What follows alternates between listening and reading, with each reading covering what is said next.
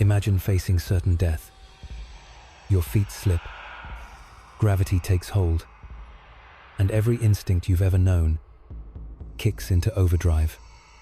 Your mind scrambles to survive, but then something impossible happens. You're not just clinging to life, you feel yourself dissolve into the very fabric of the world around you. The line between self and reality shatters. What happens in those final moments before the end? For one hiker in 1999, this wasn't a theoretical question. It was a reality that forever changed his understanding of life, death, and the mysterious space that lies between. It's a story of terror, surrender, and a glimpse into a reality that defies logic. A moment when the boundary between body and spirit dissolved, leaving him forever changed. If you've ever wondered what happens when the mind breaks free from the body, this is one story you won't forget. It was 1999. The hiker, an agnostic with a practical, skeptical mind, had always found peace in the wilderness. Nature, with its raw power and indifferent beauty, felt like the purest form of existence.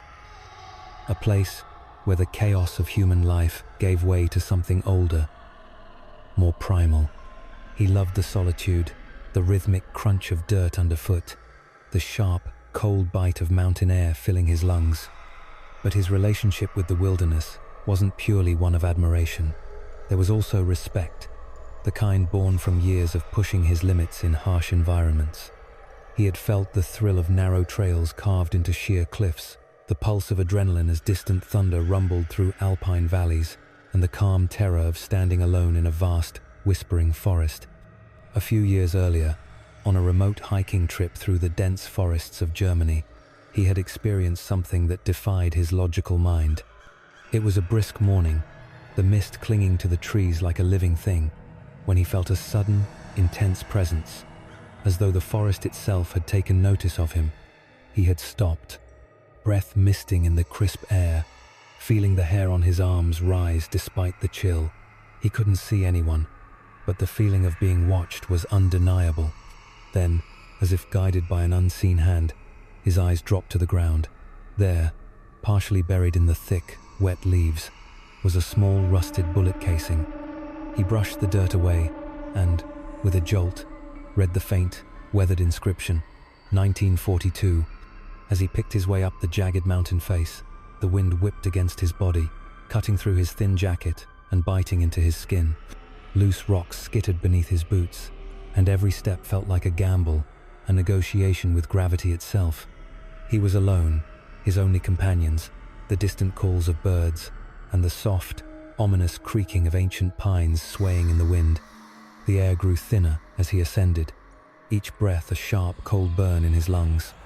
He paused for a moment, leaning against a granite outcrop to steady his shaking legs. He looked out over the valley below, a sea of dark green, the tops of pine trees swaying like the waves of a storm-tossed ocean. For a fleeting second, he felt invincible, a master of his own fate, standing on the edge of the world. Then, it happened. His foot slipped. In an instant, his center of gravity tilted. His boots scraped against the loose shale, failing to find purchase, and his body twisted as momentum seized control. Gravity, patient and unforgiving, yanked him down with a force that left no room for hesitation. His instincts exploded into action. Muscles tensed, hands reached out for anything solid, and his mind raced to calculate a path to survival.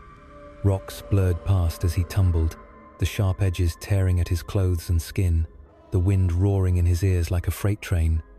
He felt the violent, chaotic pull of the earth, the raw physical reality of falling, the kind of terror that strips a person down to their most primal fears. But then, amidst the chaos, a strange clarity emerged.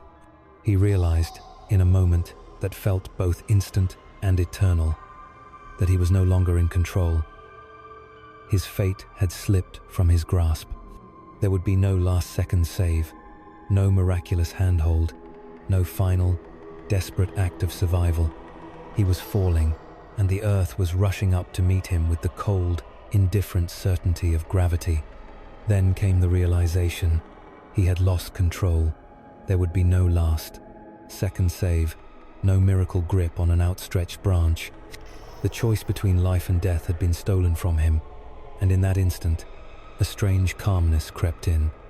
He felt the crushing weight of responsibility, the perpetual pressure of existence, lift from his shoulders. In a heartbeat, he was free from the demands of life. His past, a mosaic of memories, played like a fast-forwarded film. Moments of joy, heartbreak, mistakes, and triumphs flashed by, but they held no regret, only acceptance. Then, in a shift that defied logic, his sense of self began to dissolve. He no longer felt confined to the failing vessel of his body. His awareness expanded, becoming inseparable from the air, the grass, the rocks rushing up to meet him. He felt himself dissolve into the mountain itself, as though his consciousness had shed its earthly limits and flowed into the very energy of the world around him. It was a sensation of pure, unfiltered connection, like plugging into the pulse of the universe. For a brief, glorious instant, he felt an overwhelming sense of peace, as though the final puzzle piece had clicked into place. It was the kind of euphoria that transcends the physical, a spiritual revelation that seemed to unlock the very essence of existence. Then, as suddenly as it had begun, the connection snapped. His body thudded against the earth, the breath crushed from his lungs. Time resumed its relentless march, and he found himself once again a singular being, gasping in the dirt, battered but alive. For long moments, he lay there, his body throbbing with pain, his mind struggling to reconnect with the physical world. He had touched something beyond the grasp of science, beyond the reach of reason. Years later, he still doesn't know what to call what he felt. A survival mechanism, a trick of a dying brain, or a brief glimpse into a deeper truth that lies just beyond our senses. He's made a point to tell his loved ones not to fear their final moments. For in that terrifying brush with death, he found not only the will to survive, but also a kind of peace that can't be explained by science or logic alone. Years later, he still doesn't know what to call what he felt. A survival mechanism, a trick of a dying brain, or a brief glimpse into a deeper truth that lies just beyond our senses. He's made a point to tell his loved ones not to fear their final moments. For in that terrifying brush with death, he found not only the will to survive, but also a kind of peace that can't be explained by science or logic alone. If you found this story compelling, if it made you question the thin line between life and death, then hit the like button and subscribe for more tales from the edge of the unknown. Because sometimes, it's not just the moments we live that define us. It's the ones where we come closest to the edge that reveal who we truly are. Subscribe for more true near-death experiences, chilling encounters, and mysteries that push the boundaries of our understanding. Share your thoughts in the comments. What do you believe happens in those final moments before death? Is it pure biology, or something far more profound?